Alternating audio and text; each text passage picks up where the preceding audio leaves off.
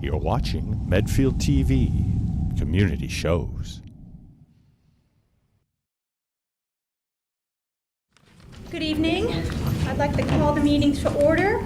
We were just in executive session to discuss strategy with respect to collective bargaining with the MTA if an open meeting may have a detrimental effect on the bargaining position of the public body. We are going to open with public input. Yes, please.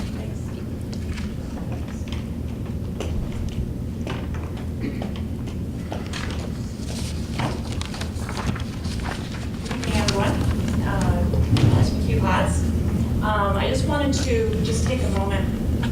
I know that on the agenda tonight is the homework policy, and I just wanted to make sure to just offer a few thoughts, reactions on the policy itself. There are actually three aspects to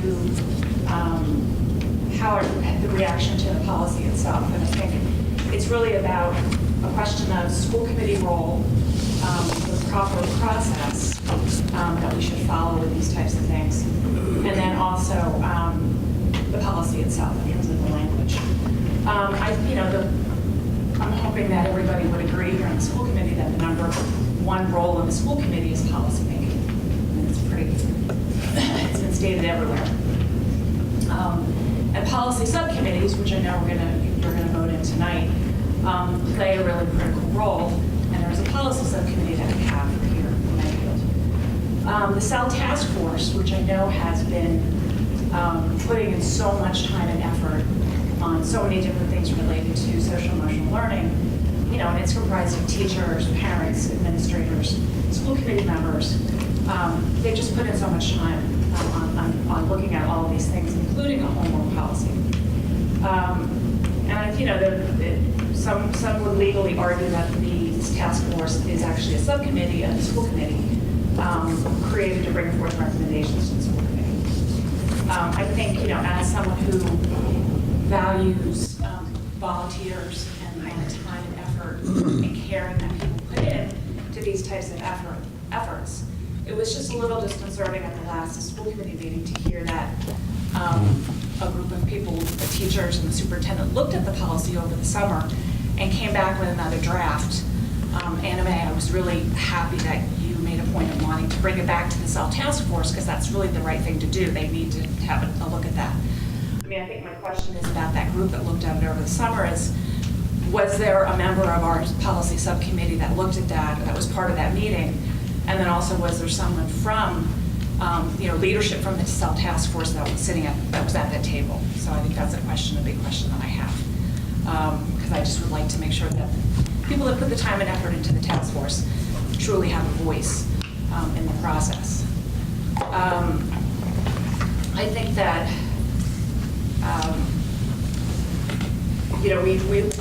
it was mentioned at another school committee meeting that there's concerns that in some efforts we don't have a lot of volunteers that are stepping up to do things and to take leadership.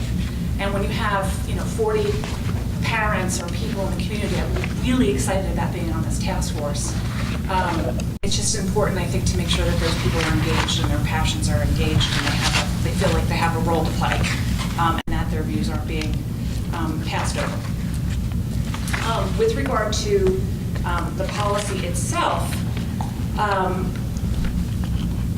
kind of wrote down a bunch of very specific things, and I'll tell you there are three things I really liked about the policy a lot, so I want to start with that. It was so great to see vacations and holidays protected, and also with a buffer before and after those periods. I think that's really important. Thank you for doing that, putting that in writing. I really appreciate the sentiment and the intentions behind much of the language to do away with busy work. I think that's important as well. I also appreciate a general return to the standard 10-minute rule per grade, which seems to be the most generally accepted approach from the different policies that I've seen. So all those three things I think are really great with what has been done with that policy. What doesn't work is that policy writing, the effective policy writing from what I've seen different experts, uses strong, decisive language, not words left up for interpretation, such as meaningful or purposeful or valuable. They're kind of squishy words that can be interpreted in a number of different ways. I also think the policy draft sends mixed messages. On one hand, it states that educators should take individual student differences into account, but yet then it states in another place that homework should be manageable for all students to complete with a reasonable time and effort. So again, reasonable to one person is unreasonable to another, and I think that they just contradict each other. And while the 10-minute rule is the norm, the amount of time spent per grade should be the maximum amount of time. That's what I've seen in a number of policies, and not the average. Otherwise, for example, a second grade teacher could have free license to assign 50 minutes of homework one night and roughly 15 to 10 minutes every other night for 5 nights total. The other thing that I've seen in other policies, different districts, is that they have limited homework to specific number of nights per week. So 3 nights per week, Monday through Thursday, a maximum of, say, 10 minutes per grade.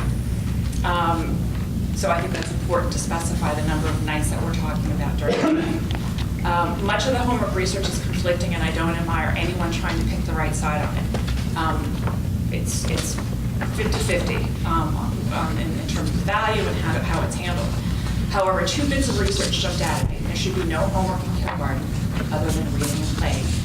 And at the other end, there's quite a bit of research showing that 90 minutes for any student, even high schoolers, should be the maximum, and that 1 hour is the sweet spot. I think it's important for a policy draft to make clear, especially a homework draft, that parents play a role in this beyond what is stated, and that it's important. You know, I remember having, a child who had a really bad night, couldn't sleep, was exhausted, was not able to sit down and do homework, and that, maybe a pet passed away, or maybe there was another tragedy in the family. I just think it's important to give parents the option to state, that parents have the ability to say, to communicate with the teacher. That should be encouraged. I'm also just confused about the bullet point. Appropriate homework and assessment expectations during state testing will be determined at each building level. I'm not clear whether that means that homework is expected to decrease during state testing, or whether it's going to increase, hoping that homework will increase test scores.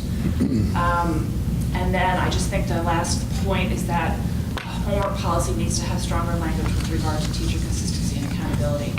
At this very moment, there's a group of teachers who have taken it upon themselves to create their own school policy in writing on their class websites that blatantly allows them to keep kids in from research to complete homework. And this despite our existing school committee wellness policy approved last year that expressly prohibits the practice. Teachers don't make school policy, school committee does.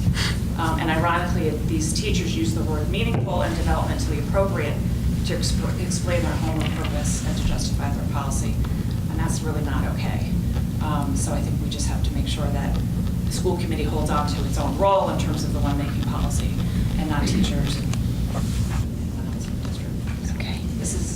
I have the screenshot for them. Okay. Thank you. Thank you for your feedback. Thanks.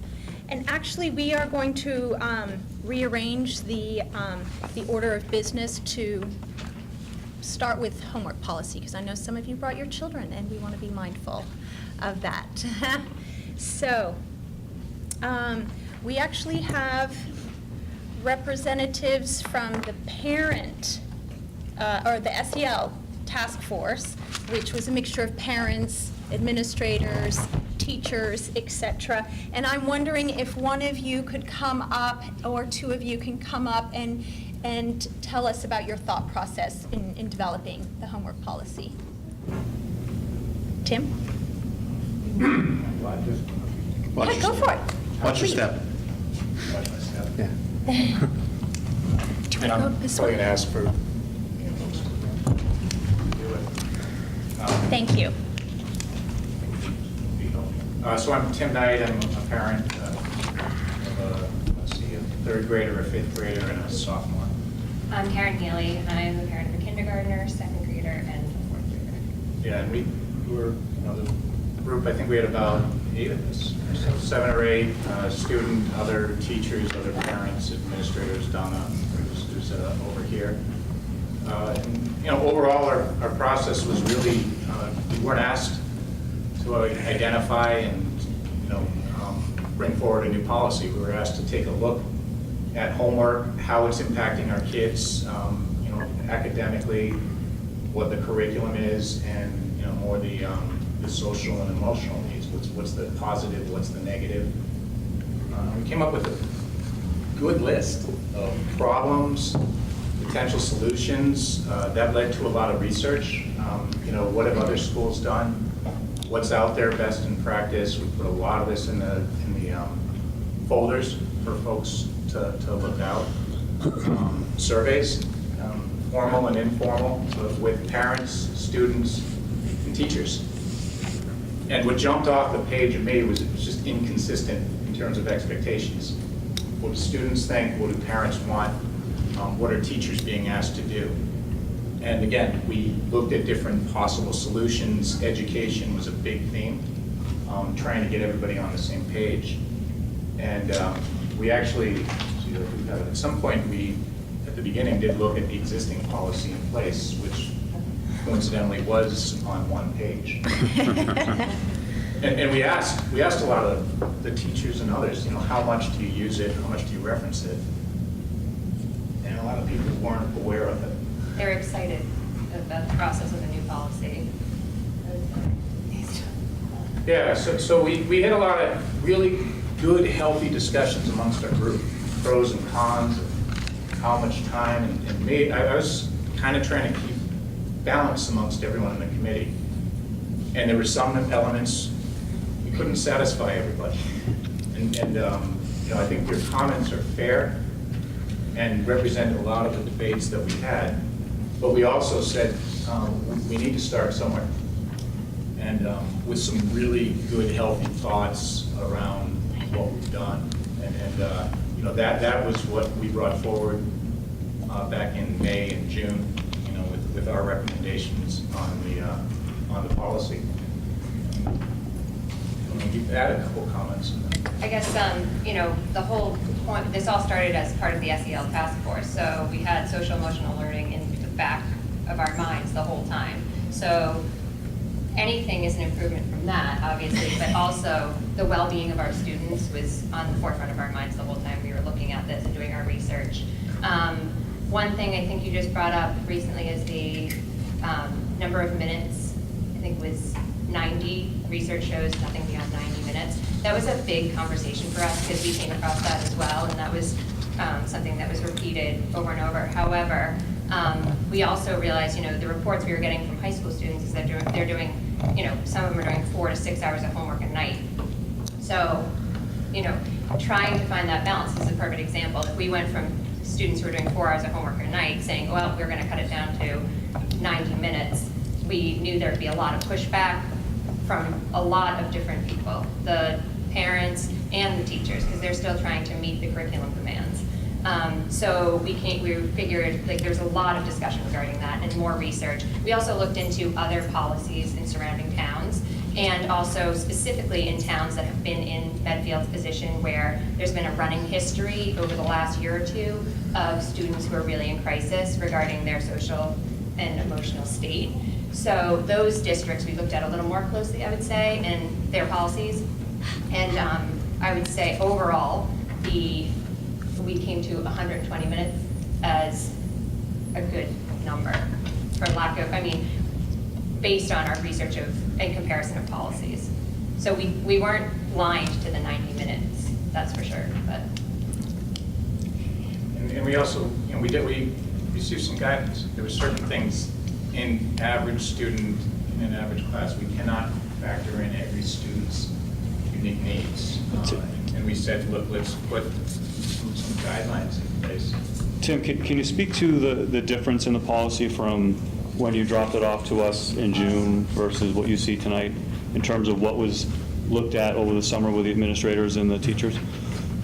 My own opinion, as I watched, it captured the spirit of what it is we were trying to do. Mm-hmm. And I saw I actually liked how it evolved, just in certain points around it. And I'm not going to go through each line item. Right. But it captured the spirit, I think, almost in some ways, if we were continuing to write it ourselves, I think we were going in that same direction. I think one, and I asked the team, what do we think and what the feedback was. I think one area was homework over weekends. That was a hot topic. Right. And I think there's another side to that equation, which is, I'm a teacher with this curriculum, and there's certain times and places where that might occur. So we knew when we added, or my own opinion, that was one that may or may not stay. Right. Right? Because you, Jeff, you have a harder job, which is getting agreement amongst all the administrators. Yeah. So that was one that stuck That's true, out. but I also think that one of the biggest struggles too with this committee was there was a big difference between when we were discussing what's going on at an elementary level versus the high school. The high school kept coming up and up and up. And my children are younger, so I was, kind of in the mindset of what's going on with them, but we were definitely paying quite a bit of attention to what's going on at the high school. Over the weekend, the homework over the weekends was definitely a big topic of conversation. The other piece that I'm not sure if I misread it, but when we wrote the number of minutes per grade level, I believe we said it's a maximum, and it was not, so a teacher could assign 20 minutes to a second grader, but as a max. But I think when you were referencing it, you said average. So I don't know if that was changed. Well, but Matt was a part of that, Donna was a part of that in the summer. Do you remember any conversations around that? Yeah, I think that the reality is the average amount spent on homework will be about that, and the intent, I don't know if I should go there. Please. Sure, that'd be great.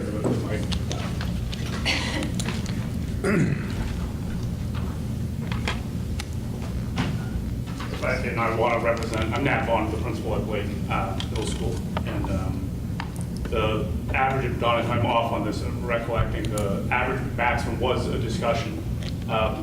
What it comes down to is sometimes it is hard to know in reality as a former teacher how much time is going to be spent. And I think it is kid-to-kid dependent, and I think that's where the spirit and the intent of that language was, about the varying of kids, and knowing that I do not believe that any of the conversation was saying that one teacher, if it was 30 minutes, that they would give 15 one night, 45 the next. It was on the average amount that was planning on, intending on spending is that. Regarding the weekend piece, I will say, and this is how we do no homework weekends at Blake, and sometimes it turns out to actually completely backfire. Same thing with vacations. You have unintended consequences because of a ripple effect of not spreading out work, and that's actually a harder thing to do in reality. And that's not saying that we're using homework to fulfill the curriculum, because that's really not the answer. But I think in reality, it is actually more spaced out, and some students give us feedback they'd actually prefer to have the weekend to do homework because they can manage their own time, which I think is really a huge goal for us as educators in doing that. Regarding your question earlier, Chris, about who was on the committee, there were 4 members on the original subcommittee of the SEL task force. Donna, as an administrator, Meredith Teeny, elementary teacher, and 2 of the high school teachers, Paula Hamilton and Ann Lodge, were on the summer subcommittee. Heather Mendoza and I and Robert were administrators on that summer subcommittee, pre-K through 12. And to be honest, I think that was one of the best professional collaborations I've been a part of as an educator. Having a pre-K-12 really thoughtful discussion, looking at and really going back and forth on that. Because I think a lot of our conversations was, what was the intent from that original subcommittee?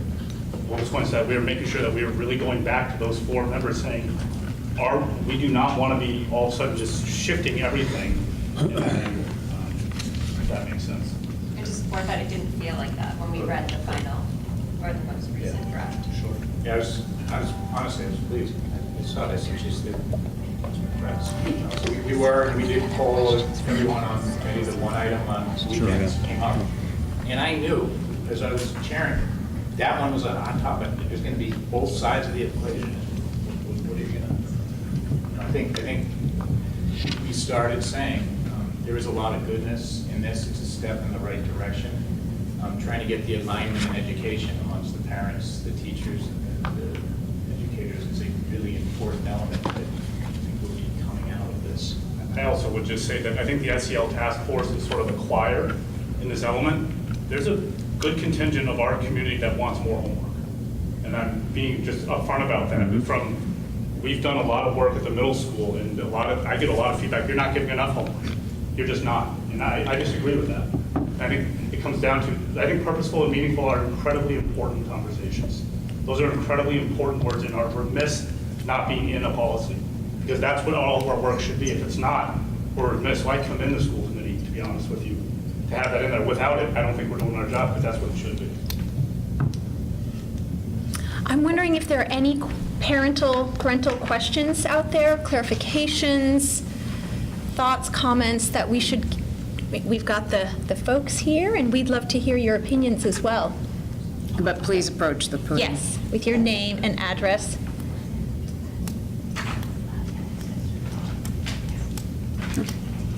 Please.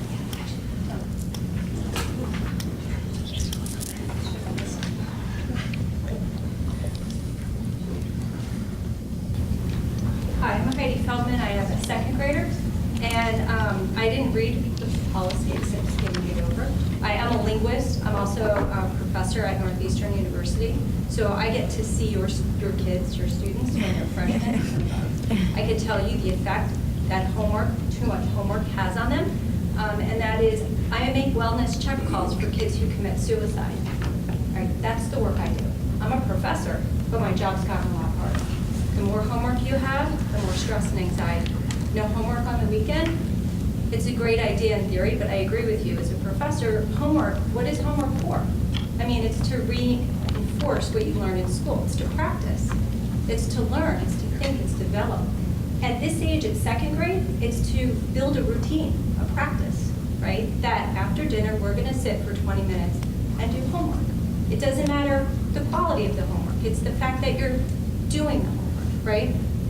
As you get older, the projects get more intense. Students have to think, they have to plan, they have to problem solve. I hope they're not teaching to test, because that, to me, is the worst thing as a professor that I see. What do you want me to know? What do you want me to think, is what they say. But I don't think Medfield students do that. Hope not. So I'm all for a policy, because policy gives guidance and structure. But you are going to have, I brought homework with me to break tonight. Just in case we were bored? We all go to work. I have students report on average how long they spend on my classwork. Now, sure, of course I'm in college, but I get reports anywhere from 2 hours to 20 hours, okay?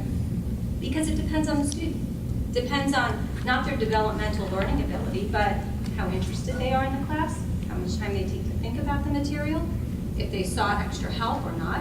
Some students fly through it and spend no time, and some students work really hard on it and make their life's work about whatever paper. I could show you, I gave an assignment. I have some papers that are a paragraph and some that are 5 pages long. So it depends on the individual. You need to give them the opportunity to do that. So I don't have a problem with the average, right? Because it gives a timestamp. It should be no more than 120 minutes, right?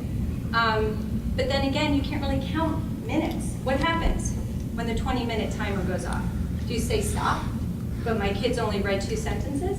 Or do you let them continue on, and now it's 30 minutes, 40 minutes, and they feel good that they accomplished something? So you kind of need to contextualize this. So I'm interested in participating on this.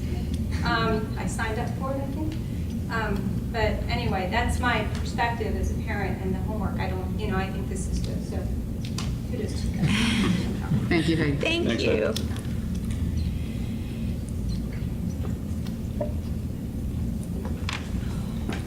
Thank you.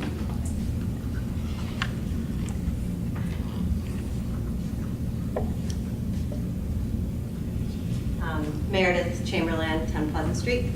I'm also an educator, but I think my concern is whatever the policy is, it is wildly inconsistent within the same grade, from teacher to teacher, within the same building. I can speak for the elementary level, inconsistent at all 3 elementaries. So I've gone through all 3 elementaries, and I just think it's enough. It's one thing to like tell the teachers what the policy is, but I think it's another to really get them on the same page. So I guess for me, I just think consistency would be really good, and just trying to make sure that or aligned, because sometimes you'll have a year where you really get no homework, and then the next year you end up with the hardest teacher and you have the most homework in the grade.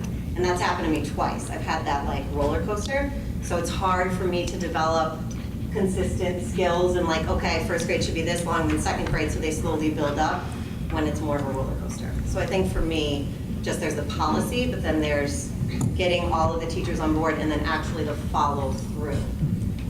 Like for example, the most homework my older son who's in 5th grade had was in second. The average between an hour and a half and 2 hours a night, and he doesn't work slow.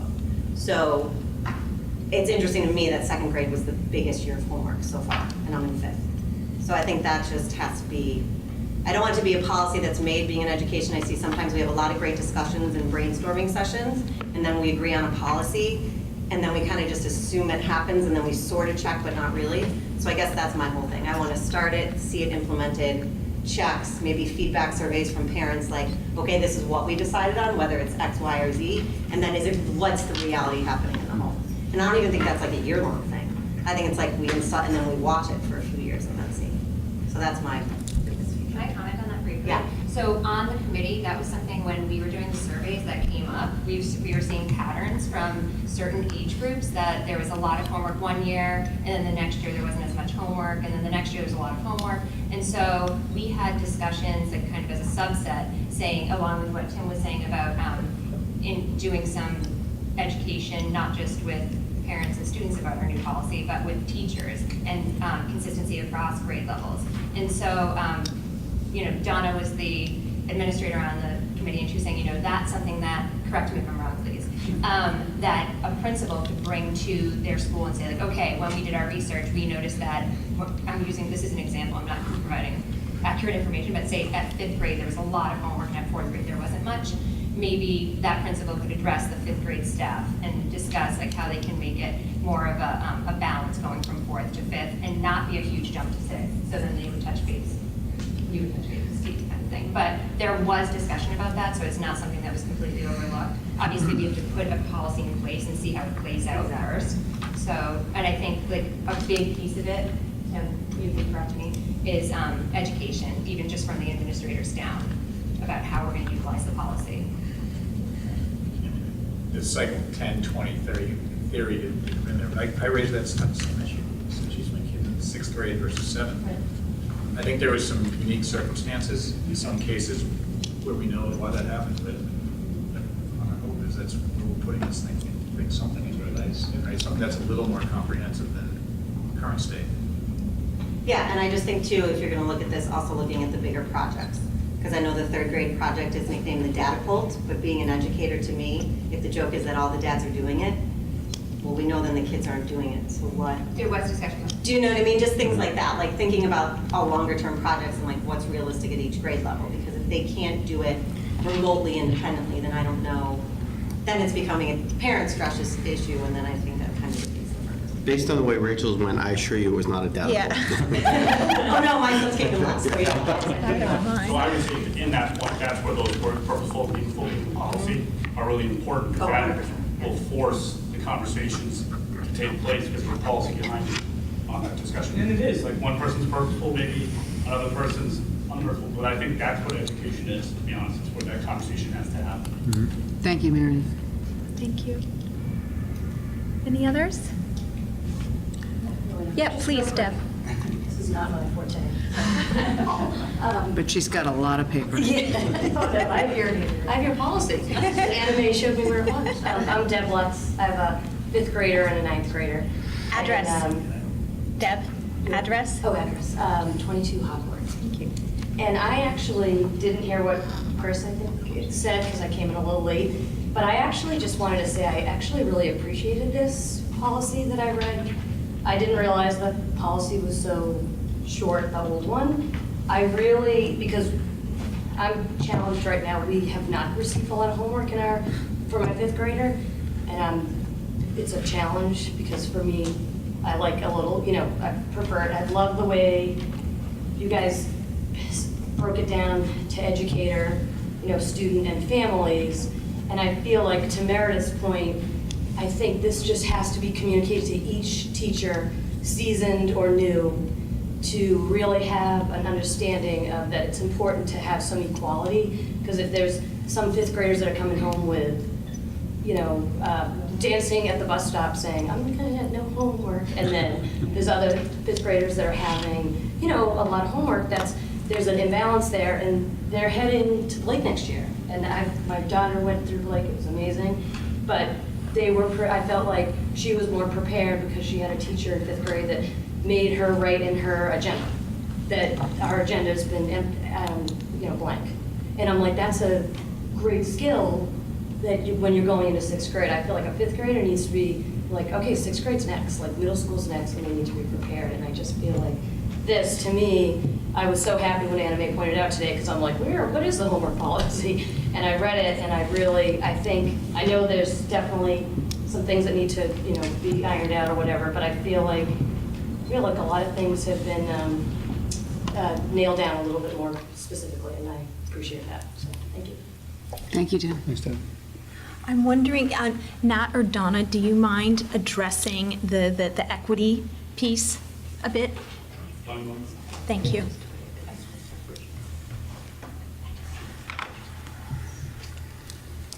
Well, once a policy is approved, Donna Olson, Wheelock Principal, once a policy is approved, we do plan to roll it out to our staff. So we're going to have some extensive conversation in the interpretation of the policy.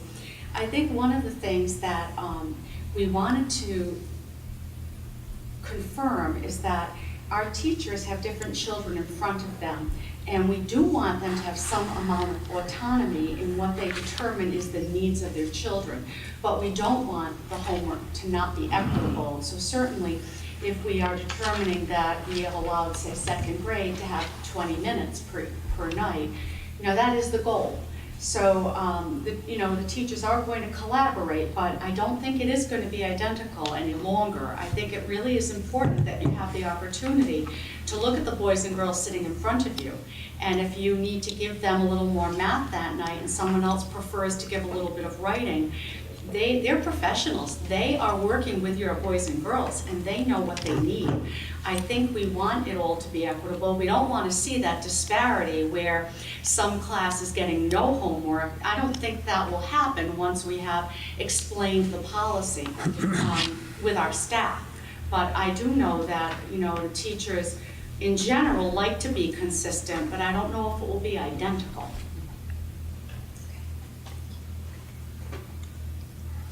If you want to add something. Yeah, no, I would echo what Donna said. I think at the secondary level, a lot of work, that's constantly what we're doing, is that work of looking at, I think that discussion of equity versus equality, too, because I think those two are two different things, and it's not going to be equal. And even thinking about in the time piece, I would agree. I think they have said this about, or one of the parents said, what do you do when a kid works beyond 30 minutes?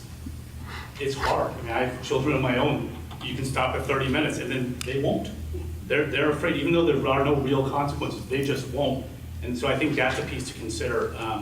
The department chairs are a huge piece for us to help the consistency, grades 6 through 12, and looking at that. Those are constant conversations that we're doing of surveying staff, 8th grade teachers, 9th grade teachers. This is what our practices are. This is 9th grade. Are they not?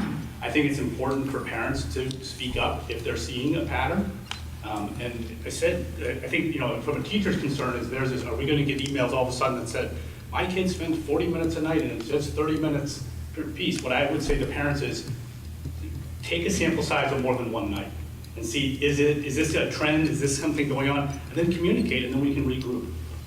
I will say at the middle school, it can be easier to coordinate amongst the teachers. High school, it's a different structure, and that's real. But I think we have to kind of have these conversations and do that. I think the big piece about this is going to force good conversations to take place. And it's not going to be perfect. If it was all equity, to be honest with you, all the administrators would be out of jobs. So, I mean, the reality is there's going to be always these conversations and kind of evolving. We just have to make sure we're doing that and using that time to do that. But now we have a framework to work by. Absolutely. And we have a very good framework that many, many hours are put in, and it's thoughtful, and like you said, it's not going to be perfect the first time we implement it, and Nat, you and I had the conversation today about the policy is the easy part. It's now the implementation and making sure that, we work with teachers and everyone to make sure it's consistent. I mean, that's the hard part. That's the real work. So I think that's, what Donna said is probably the most important thing one of the most important things I heard, because to me, the policy is just right in that it gives the teachers a lot of discretion in their classroom. If you want the exact same homework in every grade and every class, then it's not that we won't need administrators, we won't need teachers, because they'll be taught by computers and automatons. And I happen to have dinner every night with a really experienced teacher, and I know that she changes what she teaches on a week-to-week and day-to-day basis, depending on how the kids are receiving it and what kind of homework is happening. She's, the best teachers we have, and she's not one of our best teachers, but she is one of the best teachers. Look at what's going on in the classroom and say, what do I need to reinforce tonight? And they're not just, rolling out the same lesson plans year after year. And I worried when I first heard that the task force was bringing a policy to us, that it was going to try to do that. It was going to take some of the autonomy away from the teachers, and it hasn't done that. And to me, that's, I want to talk a little bit about the SEL task force, because we gave them a broad mandate, and we said, look at all these issues and come back to us with what you think is important, whether it's a policy, whether it's some recommendations, whether it's a budget.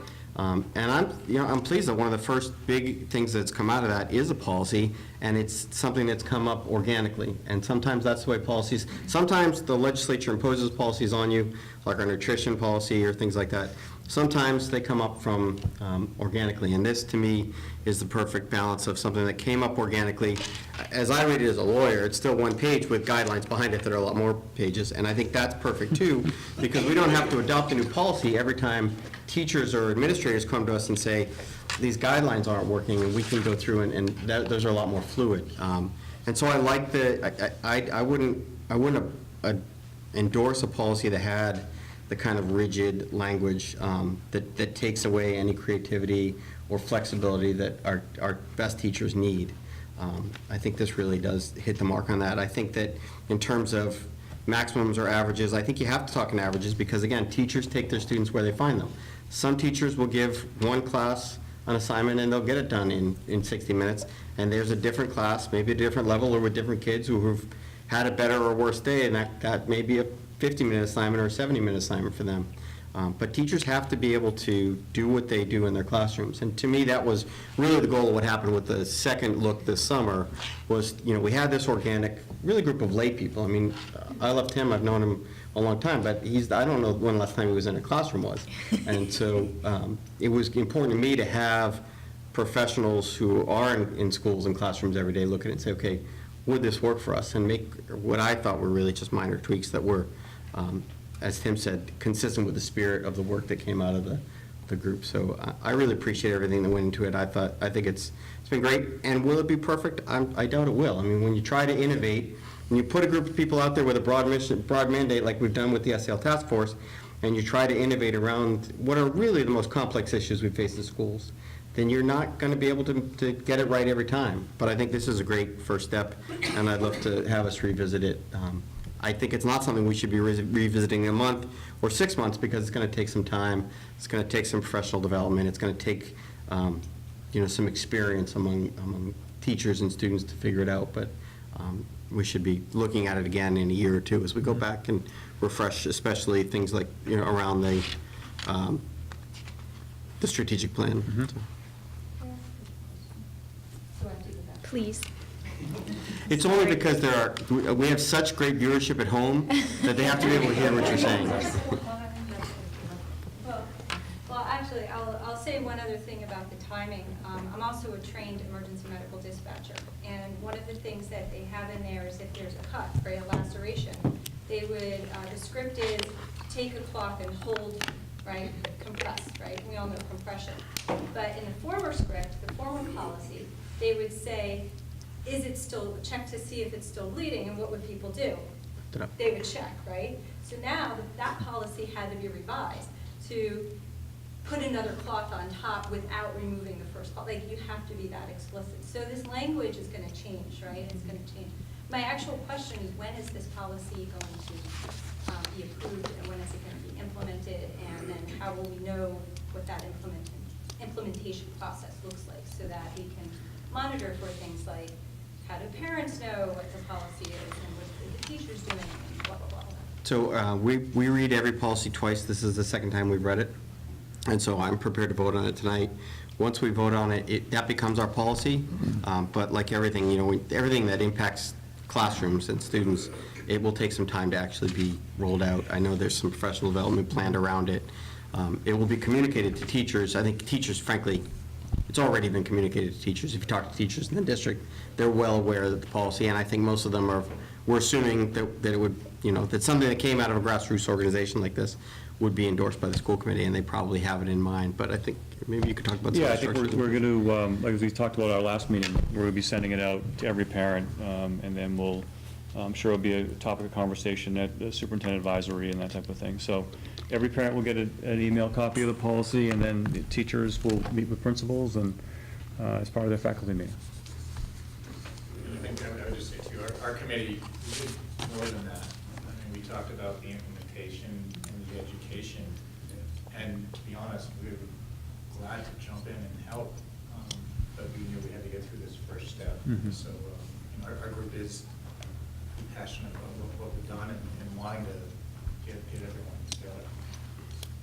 This is a major culture shift, I think, in the district, but I'm very proud and very grateful for all the thoughtful work that went into this. So Very thank much you so. very much. Did a great job. Very much so. Thank you so much.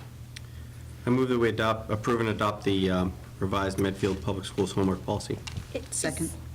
Oh, you would like to?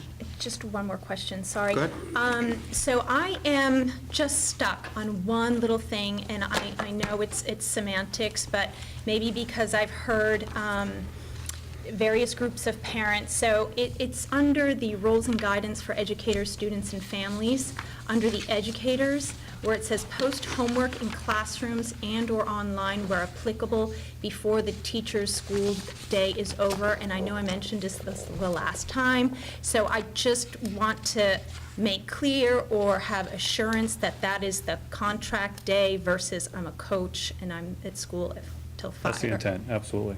Okay, Yeah, that's absolutely. the spirit? That's the intent. Mhm. Okay, thank you. All righty, as long as that is communicated. And in practice, I mean, you have high schools, that it's very, very rare that homework is assigned that students don't know about by the time they leave the classroom. But I think this is to ensure that it has happened. It has It has happened, happened. It exactly. definitely So has that's happened. why This I is to- mention yeah. it, because I've definitely been witness to it, so.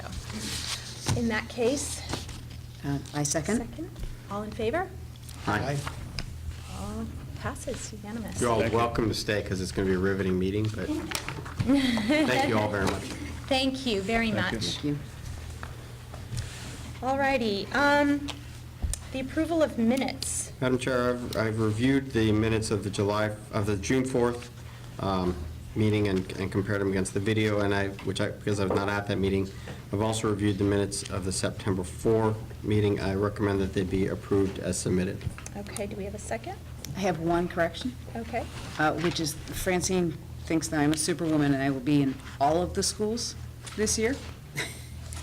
And I am getting into all of the schools, but I will only be at 2 this year. So it's not my plan to go to visit all of the schools this year. A few. Okay. It is my plan to be at all the schools eventually. I'll accept But that I just do not as a want. friendly amendment. Thank you. Although frankly, I heard all schools. Yes. I didn't say that out loud, did I? I That makes did me too. crazy. All right, I'll go to all the schools, Francine, never mind. That's all right. All right. We need a call vote on that, Madam Chair. There's a To, motion and a second. We need a call vote. Oh, okay, do I have a second? yes. Okay, Second. all in favor? Aye. Aye. Aye, all unanimous, thank you. All right, new business. Mary. Welcome, Mary. Hi, Mary. Hi, Mary. It is nice to see you. It is nice to see you. As I said at our last meeting, Mary has done a great job so far, hit the ground running on July 1st, and has really tackled some issues and continues to, and we're really happy to have her, so welcome, Mary. She's our Director of Student Services, Yes. just for everyone. Thank you. I'm very excited to be here tonight, and very excited to be in Medfield in general. In the last 2.5 months, as Dr. Marsden was mentioning, I've really had a wonderful opportunity to get to know so many people, to have some really great conversations with families, with parents, with teachers, with administrators. I'm trying to get into the buildings as often as I possibly can, meeting with as many people as I possibly can, just to really hear about this great town. I know so much about Medfield just from what I've read, but there's only so much you can really get to know in that way, and that's what I've loved about the last 2.5 months, is really taking that time and really getting to know people and getting to know what people love about Medfield, and what people love about the department, and then also hearing what their concerns are. And I want to kind of take all of those concerns and put them together and try to begin to prioritize based off of what we're hearing. But I also want to make sure that we stay true and we recognize all of those wonderful things that people really are proud of as well. So it's been a great 2.5 months so far. I have been able to work closely with the CPAC. Excited for just a shameless plug, but the CPAC meeting tomorrow night, 7 o'clock at Blake. We'd love to see anyone there. And I am excited to kind of get to know more about Medfield, get to know more about the department as a whole. On the first day, I think one of the greatest things for me was we were able to get the full department together. So that was the special education department, guidance, counseling, nursing, ELL, and we were able just to kind of have a brief conversation where I could introduce myself, let them know that I want to talk to them, I want to hear their thoughts. I'm welcoming people to come to my office and have conversations with me, and it was really a great opportunity, I think, for the full department to be together, because I don't think we have that opportunity, or they have in the past as much. So it was nice for everyone to kind of see each other and really have some kind of candid conversations that we were able to have that day as well. But overall, I'm just very excited to be here, very excited to continue to learn and continue to push the department forward as well. Any questions or anything? I wasn't here when we voted on you, so I just want to welcome you personally. It's such a long road to get you here, but we're so thrilled to have you here and to have new leadership. We really look forward to hearing more from you.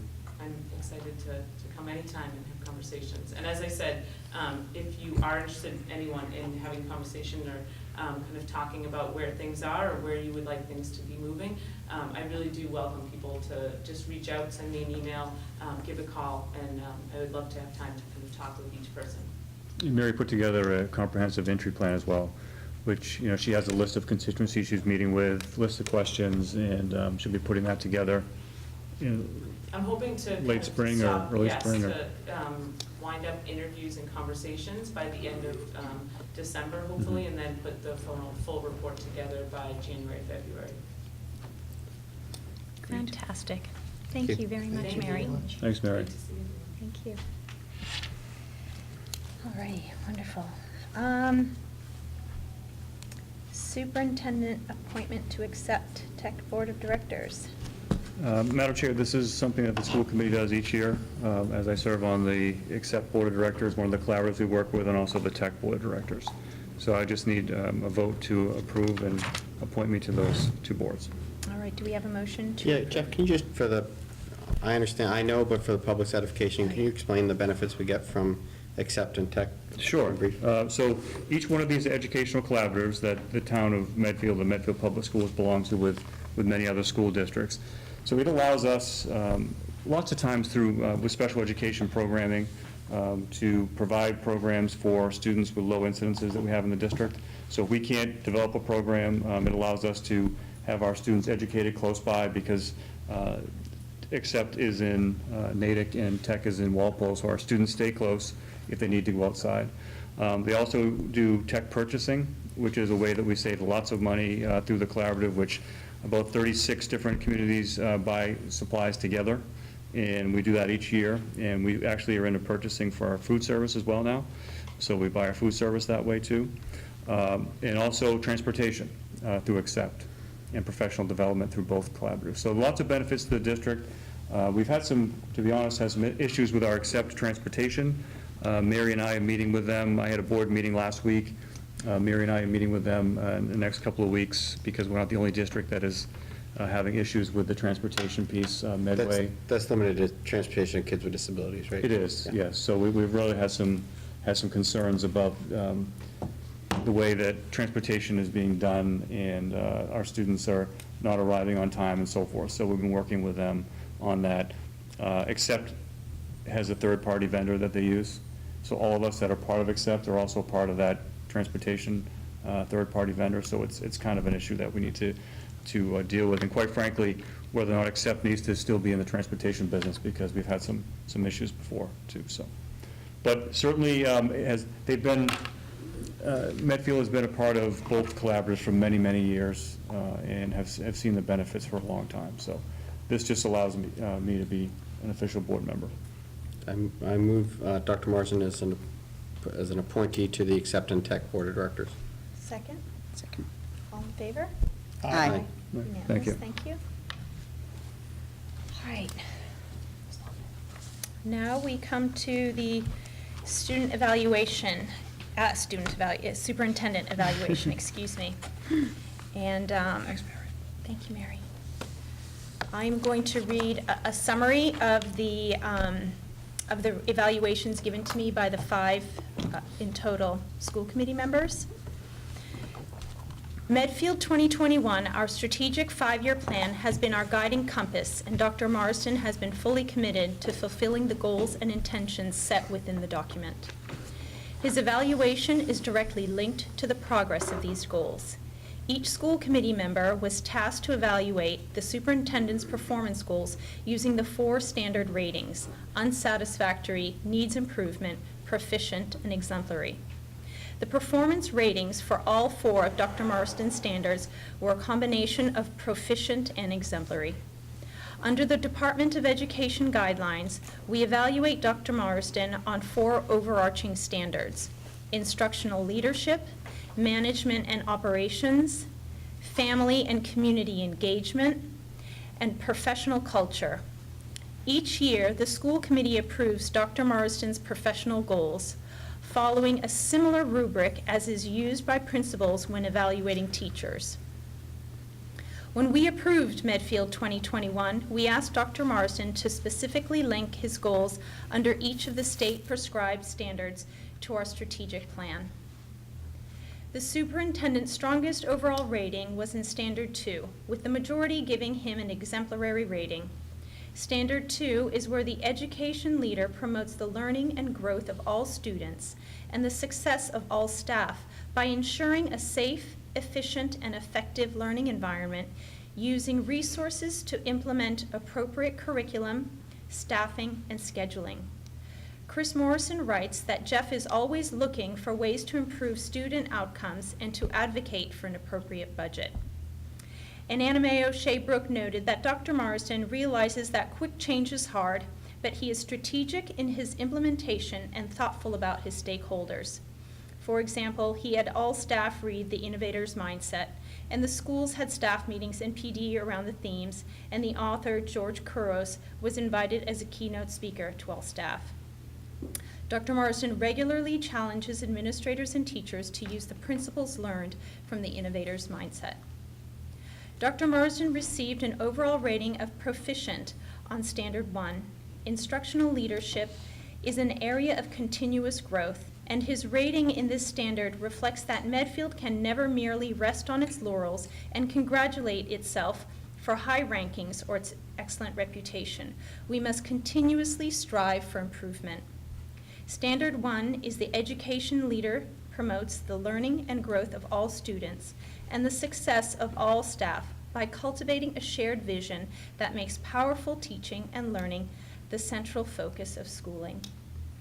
Leo Brem stated that numerous moves have been made to continue progress, and I hope to see measures and program integration around SEL and look forward to the growth of TNL work. And Jessica Riley stated that increased emphasis on rigor of professional development opportunities are also important. We would like to note that our superintendent's responsibilities extend beyond the 2,650 students in our districts and their family. In addition to the staff of 350 teachers, administrators, and other professionals in our school committee, Dr. Marsden is engaged in continuous collaboration with the following groups: the Office of the Town Administrator, the Police and Fire Chiefs, the DPW and Park and Rec Directors. He serves on the Town Planner Board/Committee, as well as Director for both Tech and Accept. He is the Mass Tri-County Co-President, an MCAP and MCSP member on the Hockomock YMCA Board of Incorporators, and also serves on the MIAA Statewide Football Committee. In addition to the countless meetings and preparations needed for these commitments, he also attends major events across the Medfield School District: athletic games, music concerts, art shows, award ceremonies, etc. In short, he is an excellent ambassador for the district. Finally, Dr. Marsden's leadership on the FY19 budget and his long-term budget strategy, which garnered overwhelming support at the polls, coupled with his guidance in securing a new long-term teacher's contract, has put the district in an enviable position to be able to experiment, innovate, and continue to excel. As the elected representatives of the community of Medfield, we are grateful and proud of Dr. Marsden's commitment to our schools and have full confidence that he is fully invested in the success and well-being of all our children and his staff.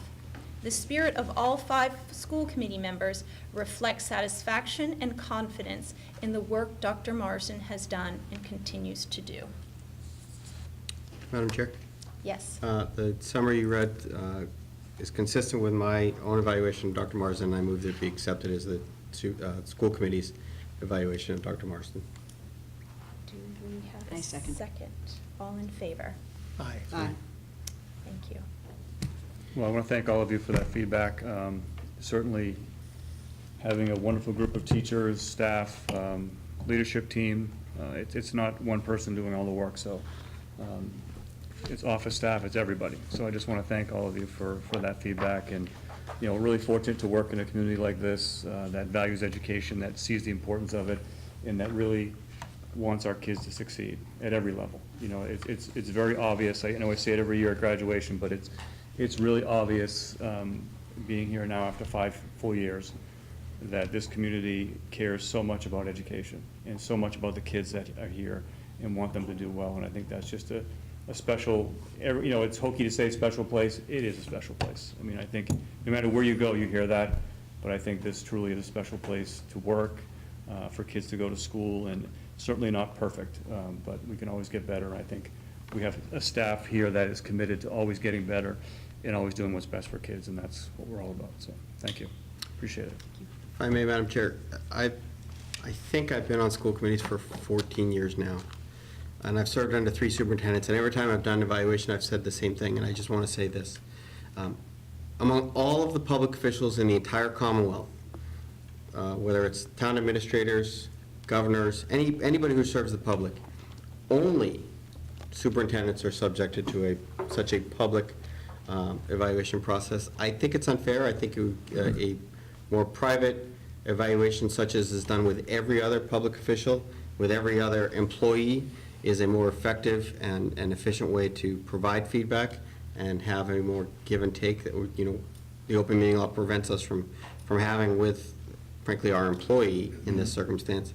And I just every year lodge that opinion. Nobody really ever listens to it, but if somebody out there in the legislature is paying attention, I think that it's ludicrous that this is the only position that is subject to this. If this is the way we should evaluate leaders who are representatives of the public fisc, then we should do it for all of them. We should do it for town administrators, we should do it for the DPW, we should do it for police chiefs, fire chiefs, and what have you. But we only do it for superintendents. I've never understood why that is, but I'm off my soapbox now. Thank you. If any other school committee members have comments? Well, I would just want to say, as you know, this is my last night, so I can reflect back on. Are you really sure? No people. I can reflect back on 12 or whatever years I've been on the committee, and I think that the transition from Bob to Jeff was one of the things that I'm the most proud of, if not the most, because I think we know how important leadership is in the district, in any school district, and I see it in my business, and because we do a lot of work in school districts. And, when you see the kind of turmoil that can happen in school districts and not to have, competent continuity, it really is, it tears communities apart. So we're very fortunate to have, I think, the transition worked so well, but to have had 5 years of what has been, I think, exemplary leadership in the district. And I certainly won't have a voice in how you move forward, but would, recommend that the committee consider Jeff's continuing here as a priority for the district. Thanks, Tim. Thank you. All right, so next on the agenda is school committee office hours. If folks are around, sorry, I'll pass those around. We have, we started this office hours because sometimes parents or whomever in the community do not want to either come to our school committee meetings or would just like to speak in a more private venue. And so these school committee office hours will be posted on our website soon. And either one or two of us will be present. And we've got one every month from September to June at various locations in our schools. So At various times. At various times, yes. Alrighty. And we've got subcommittee appointments. And we have 3 appointments to make, or really one new one, but policy, Jess Riley. Very much like to accept that, thank you. Okay, Mazel tov. Sorry? I said mazel tov. Negotiations, Leo. Collective bargaining negotiations, right? Correct, collective bargaining negotiations, thank you. And budget, Chris. With And pleasure. Jess. And Jess, yes, thank you. All righty. Tim, what are you doing? Going to Florida. Flying away. All right. So the next on the agenda is other items since posting. So I thought I would pull this up. And because of Tim's departure, we must fill this vacant seat, and we do not have an election until the springtime. So I want to go over the protocol, and this protocol will be on our website as well. But we have a town charter, and essentially we have to fill the vacant seat within 30 days. And after a letter of resignation must be received by the chair, Board of Selectmen, and the town clerk. And once the seat is vacated, we have 30 days to fill it, as I said, and both the school committee and the Board of Selectmen will appoint the new member. And the new member will serve until the next election, when they will have to formally run for the seat. Anyone interested in filling the vacant seat must write a letter of interest to the school committee chair. The email's on the website. And then on October 16th, the school committee and Board of Selectmen have a joint meeting on October 16th. So I'm going to request that the deadline for letters of interest be made to me by Friday, October the 12th. And in that letter, if anyone interested could please include why you want to be on school committee and how you qualify. And again, all this will be on our website.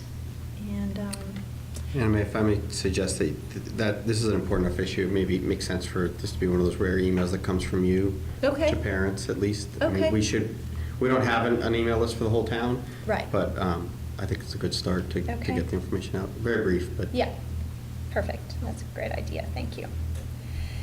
And we have one person who's expressed interest, so that's good. But we will miss you. So write your letter, unless you change your mind. Exactly. Thank you for reminding me.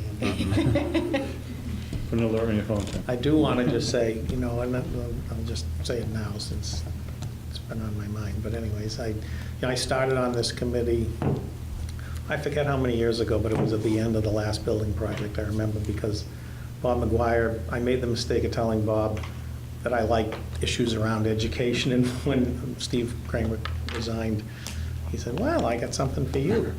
So that was kind of an ironic way to start, because I'm ending and, we're taking on a new building project. And I think that this has been, the work that this committee has done, and I think I tried to do a count, I think there's been 10 members since I was on the committee, and they've all been very, including obviously this board, very conscientious and continue a tradition in the town of having, wonderful and really impressive education. And so I think that, I'm going to miss it. I'm going to miss you guys. I'm going to miss the fun that we've had, I think, and the back and forth and the issues around education. But I think mostly I'm going to miss the collaborative nature of how the town works. And, we go through these budget processes every year, and they can be very tense, and you can start to see that traditional town versus gown kind of dynamic develop. And we've always been able to pretty much work through those, I think, without having the kinds of issues that have happened in other towns. And I really encourage you all, as you move forward and as we move into this building project, which is going to create its own set of dynamic around that, that we try to keep that in mind. I'm on the Affordable Housing Trust, and that's a completely different constituency in terms of talking to the people you talk to. And you hear a totally different perspective on things in town. And, I think my kids, all three of them now, are out of the house. They come back to visit, and they come back to visit the town. They don't come back to visit, Medfield because of the schools. They come back to visit a town that they're comfortable in, that they've grown up in, and really, I think that's a product of not creating a town that is, pits one against the other and generation against generation. So as we move into this next phase, which I think is going to, be very exciting, but it's also going to have that opportunity to have that pulling apart. I think we need to be mindful of that, and I hope, and I'm sure you guys all will. And I'm looking forward to that project. I think that's going to be fun. I'm glad that I can, spend maybe a little more time on it, since I won't be on this board. But I've really appreciated all the time I've been here, and thank you guys for all your support, and good luck in the future. Thank you, Tim. Thanks, Tim. So we're really doing this. Yeah, I am. I forgot the letter resignation, but I'll fix that. I guess I was going to wait till the end of the meeting, but, I've known Tim the better part of 2 decades now. I met him when I was in Norwood, and we hired Tim, then working at another firm, to be the project manager for the new Norwood High School. And when I moved to Medfield, he and Linda immediately took Allison. The very first thing we did, I think, when we got here, was we went to the MCPE fundraiser out at Lake Pearl and spent like an ungodly amount of money. We bought paint, which we desperately needed, just having bought a house. A couple of bottles of scotch, each of us. Somehow Allison and I ended up buying a trip to Florida in a live auction. Well, I did. Allison was in the other room. She found out about it later.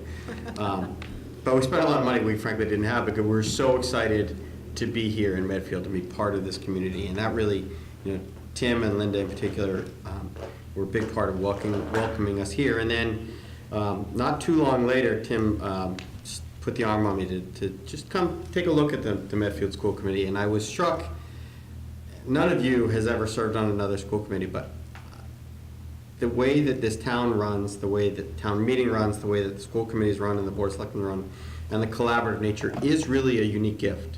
I mean, I served on a committee where there was a fist fight the night of an election over who was going to be the next chair. That's a true story. and you couldn't imagine such a thing here. And every meeting we had went till midnight, because we would adjourn to executive session and really just hash out, things that had to be in executive session but didn't need to go on for 3 hours. So we haven't had that here, and a lot of that is because of Tim's leadership, his dedication. When you talk in town about, will you volunteer for this, we help out with that, one thing you hear from a lot of people is, I don't have time.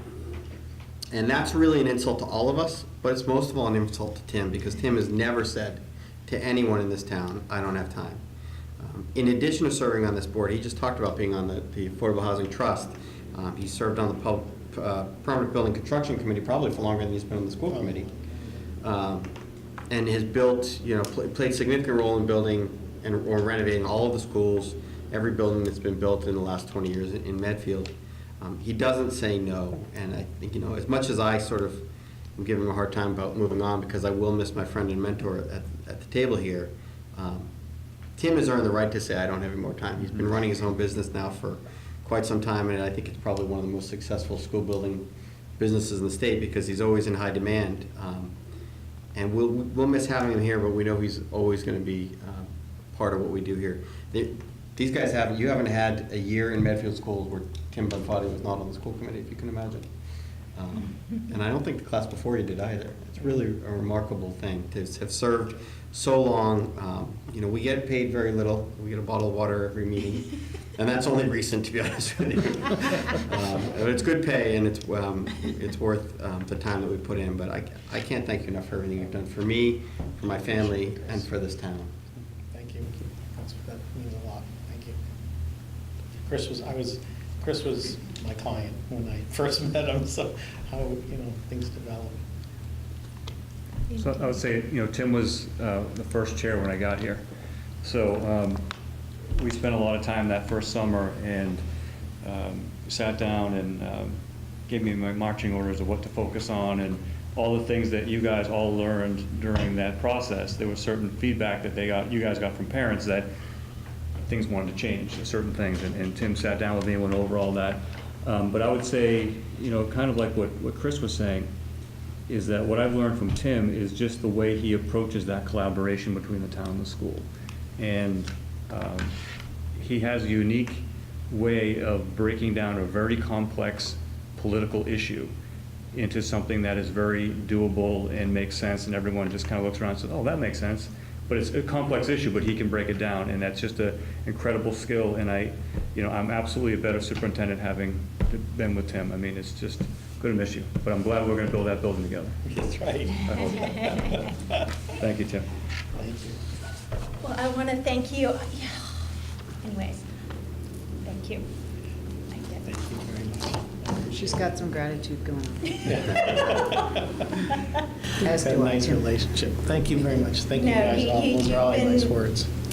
What you say is full of wisdom and thoughtfulness, so I've really appreciated all you've done. So thank you. Thank you, guys. All righty. We'll keep on speed dial. Yes, indeed. All righty. Old business, school committee meeting guidelines. Jess, do you want to? Well, I guess the first thing I would do is apologize that there was a small crisis at the Riley home, and I did not get to make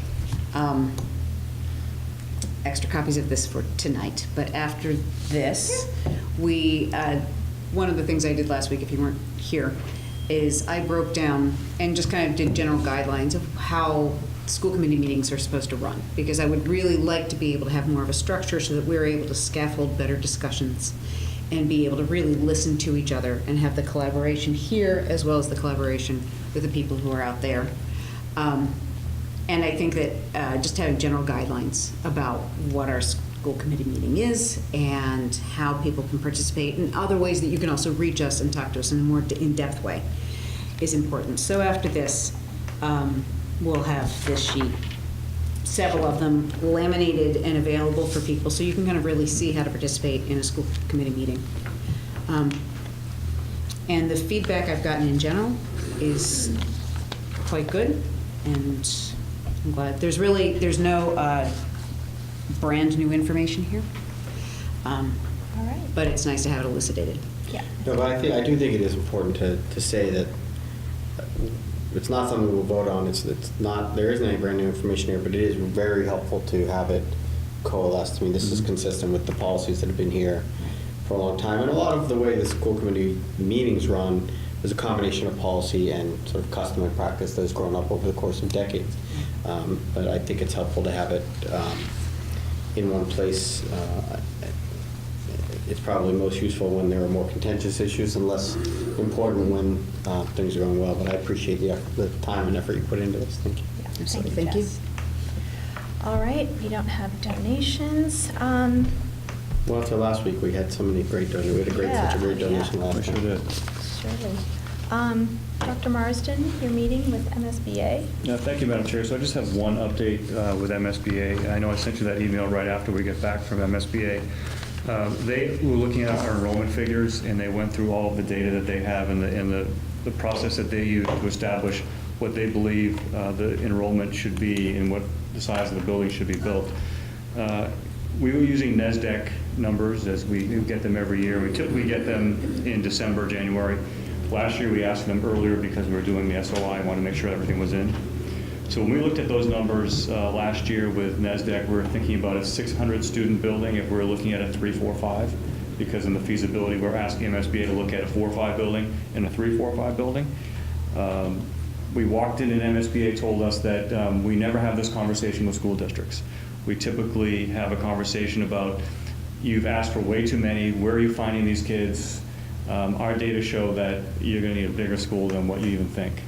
And they sent us an email, an updated email on Friday night saying that they believe that a 3-4-5 building should be 860 students. And in that they feel like we are, and this again is not even taking consideration if any development happens at Hospital Hill, or the State Hospital.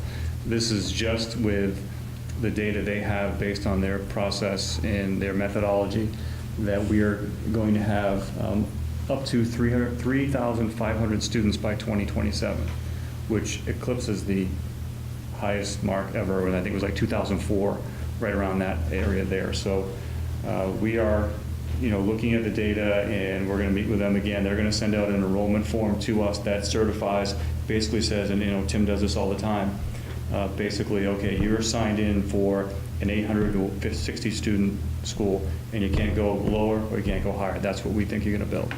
And they're putting that document together, and it will get to us, they said, in the next few weeks. But one of the things that I think I mentioned at the last meeting that continues to be a Medfield, Hopkinton, Sudbury thing is the ratio of births to kindergarten enrollment. So most communities, you have the birth rate, and it's set at whatever that is, with 146 births, so you expect maybe 150 kids at kindergarten. That is off the charts in Medfield, Hopkinton, and Sudbury, because we have so many students that move in as toddlers. So the actual birth rate to kindergarten ratio is just off the charts. So that's one of the concerns they have, is that that's going to continue, and they really have no reason to think that it's going to stop. In fact, when you're looking at kindergarten sizes in a few years that are around 240, 250, that's significant. We're at about 186, 187 right now. So I think we got some planning to do. I think we need to start talking about some options going forward, and looking at some creative ideas of how we're going to make sure that all our kids are in our buildings and still maintain the class size that we're enjoying today. So that's going to be a challenge, and we may need to think outside the box a little bit in this community of how we're going to accomplish that. I think it bears repeating.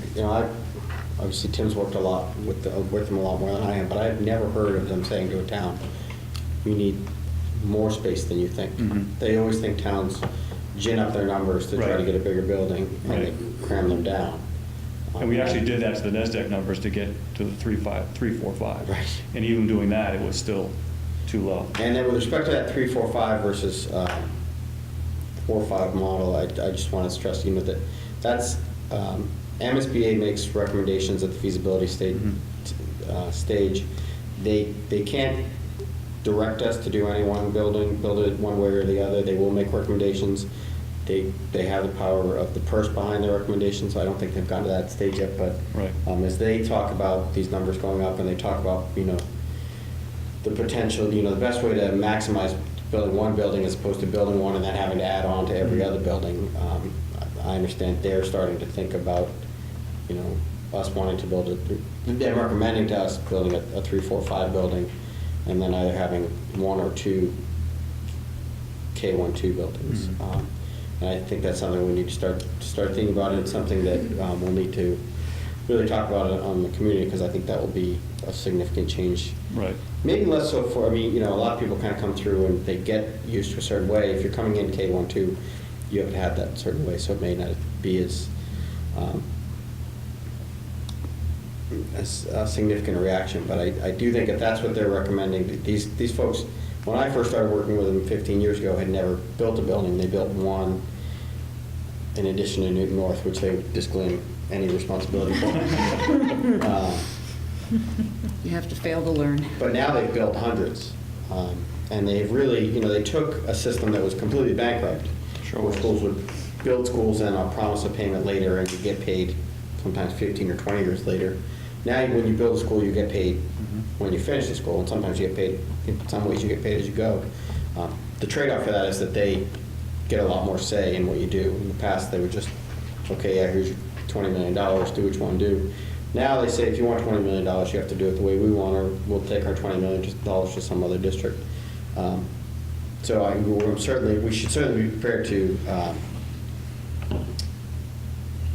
it's not really a game because there's a lot of money in students that play the game with them.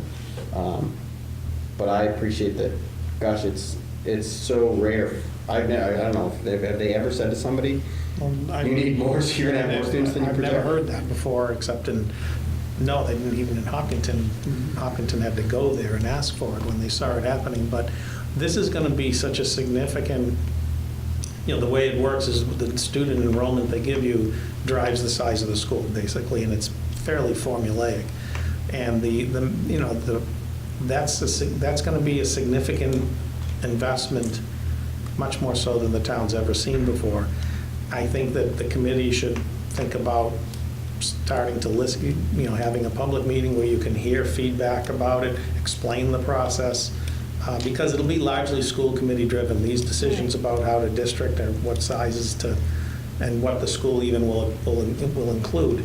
You know, I think usually the initial public meetings on these are about listening to the public and getting feedback from them, and then, you know, you iteratively can build on that to present something at some point. But the first parts are really about listening, and I would say the committee should, in concert with the school building committee, try to set something up, you know, sooner than later to begin that process, because, you know, once it moves at a pace, as you know, that they want to set. So something to think about first quarter next year, or right. You know, something like that. I think we may, to me, it makes sense to start even sooner. We have in the past, and other districts have invited MSBA to come explain a little bit about what they do and how they do it. I think that might be useful, maybe not for sort of a big public hearing, but to have them come here. Sure. Invite them to come and explain, partially to us, but more to our constituency, you know, how they plan to move forward in a building project like this, without being specific, because there's nothing that's been decided with respect to this building. And they stressed, I mean, their biggest concern, or one of their biggest concerns, was not so much the size of the building we're going to build, but the capacity of the district before that. Yeah. Yeah. You know, based on the numbers that they're. Boy, I hope they're wrong. I'm sorry? I hope they're wrong. I don't see how they could be, honestly. And I have to say, my hugest concern is not that they're telling us that we have more kids coming in, is that they're only telling us we have more kids coming in based on what is real right now, and not what is going to happen and has been projected to happen for the last 15 years since the Medfield State Hospital is closed. And I think that is going to be an enormous change in our community. And I think that we should be very aware of that and be pushing constantly. And I know you will be, but that is the thing that keeps me awake at night. Yeah, they were pretty clear that all bets are off if, you know, there's development up there, because they're not taking that into consideration at all. And they look, there is anything development that's up there out there somewhere. right now in the, you know, permitting process that we talked about before, that's all included in here. So that's, anything at the hospital is not. Right, anything's permitted, it's already in. Right. Right. All right. So We are creative problem solvers, the whole town, right? So we're going to work it out. So more to come. All right. But can you see, Jeff, if somebody can come in, Sure. maybe in the November timeframe, to just talk to the committee and to the community about what MSBA does and what it means for us to be in this process? Thank you. Any informational items? No. No? Okay. Future agenda items, Medfield 2021 update and principal opening reports. Our next meeting is Monday, October 22nd. And any last? Although we'll have a special meeting before then. Right. Correct. On the 16th. Thank you. Right. October 16th. But that's a joint meeting, right? Joint Right. meeting with Board of Selectmen at, we haven't determined space, but probably. Probably makes sense to do it here, there's more room here, but. Yeah, but we'll sort that out. Thank you. Any comments from the students? How's it going? Right now it's Spirit Week, so Spirit Week's starting, so it's business day tomorrow, and yeah, we're doing the. Is everyone coming in suit and tie and Yeah. work outfits? I still have to plan my outfit, but Okay. I'll do it when I get home. Business cash, yeah. But yeah, we tried to incorporate the love theme that was in the elementary schools in here, even though the author didn't come here. We just thought to like connect the schools. So we did bracelets that when someone did something kind, we passed it along. Cool. And like our PR actually tweeted them all on student council's Twitter. So everyone was able to see that, and all the student council was retweeting it so everyone could see what was going on. And yeah, the spirit dances is Friday. Nothing really exciting is going on. Oh, actually, Thursday we are voting. Lily Bannister actually brought to our attention that you guys know what walk-ons are for student council, where Yes. if you don't get on this council, you can do a walk-on. Yeah. She brought to our attention that she wants to do, instead of taking 2 to 4 on student council, we're going to be taking 2 to 6 because a lot of students didn't get walk-on interviews this year. And we just thought that, like, we still have to vote on it, but it's like, I think it's really good for the school because now we can take in more people, because usually we look at them and most of the people that go get walk-ons are people who have already been on student council before. So then they can say, I've been on student council, and then the other people are kind of just left in the dust because they can't say that because they haven't gotten walk-ons before. But I think that's going to be really good, and I think it'll get approved. But yeah, that'll be really good, so then we can add more people to the council this year. Perfect, and That's spread great. the love. Yeah. And we're good. Maddie, was there anything you heard at the meeting tonight that particularly struck you or you wanted to kind of give a student perspective on? No, it's okay, I don't mean to put you on the spot, although I just did, so sorry, but. I do think with the homework policy, I just started realizing this, but I don't know if you guys told the teachers about it or something, but a lot of my teachers lately have been like, spend 15 minutes on this, and if you don't finish, you don't have to finish it. You just set like a timer. I've been setting a timer, and then if I want to keep going, then I keep going. And like I've been getting a lot of optional homework lately, so I don't know if that's because of the policy or what, but a lot of my teachers are doing that. Thanks, it's good to hear. Probably a combination of the policy and the fact that you have essays to write. Anything you want to add, Peter?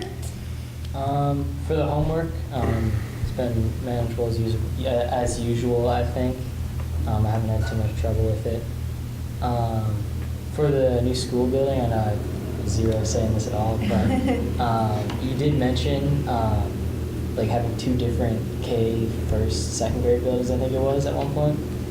And I think that's something that's really unique to Medfield. That's a really cool kind of culture thing almost that we have, is the fact that we stay with our grade from kindergarten through 12th grade. As a senior now, I've been in the same class as my peers since I was in kindergarten.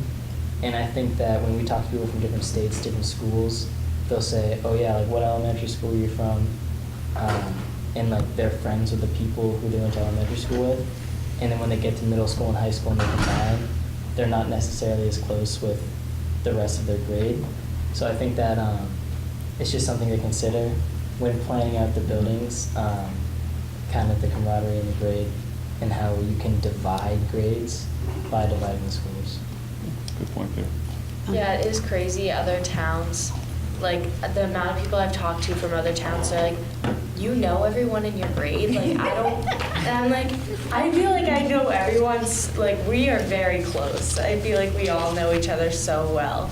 And that's like such, like that's the best thing about Medfield. We're all so close. We all know what we're doing all the time. Like, I don't know, it's just, I don't know. That's what I like about Medfield, but.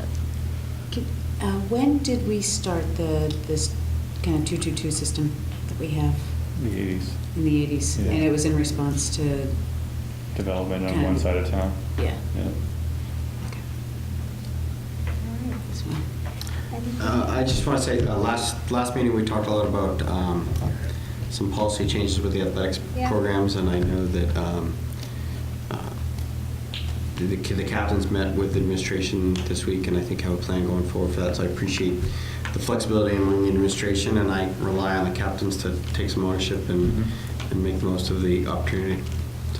Fantastic. God bless. Thank you. Anything else, Jess? No? All righty. I think the principals did a great job with pins, and I'm grateful for that. And other than that, I move to adjourn. I move to adjourn. Oh. And I second your move to adjourn. I'm big. Thank you. Aye. And thank you, all of you who managed to stay to the bitter end. Thank And you at home. And you at home. Good night.